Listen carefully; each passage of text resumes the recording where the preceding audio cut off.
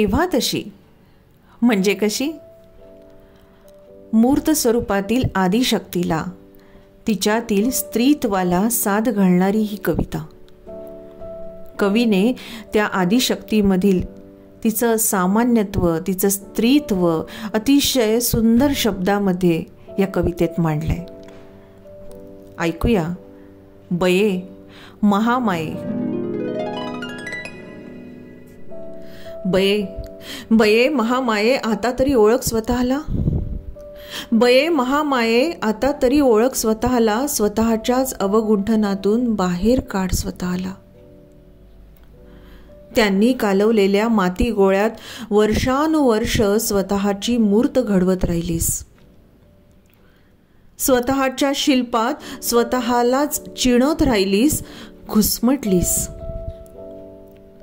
तरीही तुझ्या नावानं चाललेल्या षोडशोपचारात सुखावलीस.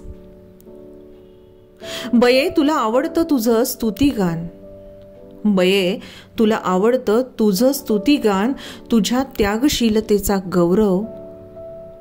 त्यासाठी तू कसकसली दिव्य करशील, देवत्वाच्या परीक्षा देशील.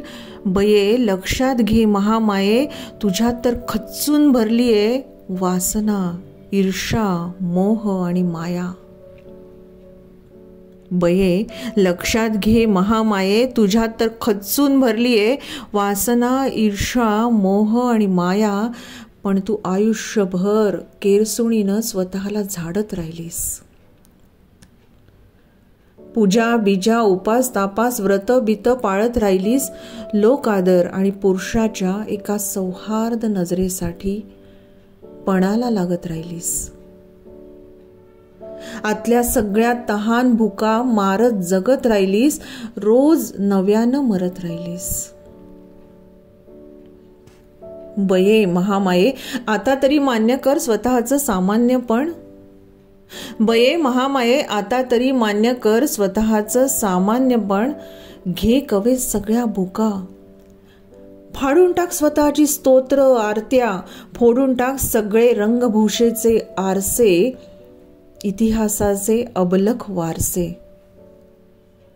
उधळ भंडारा माणूसपणाचा एकदा तरी गाभाऱ्यातून बाहेर पड.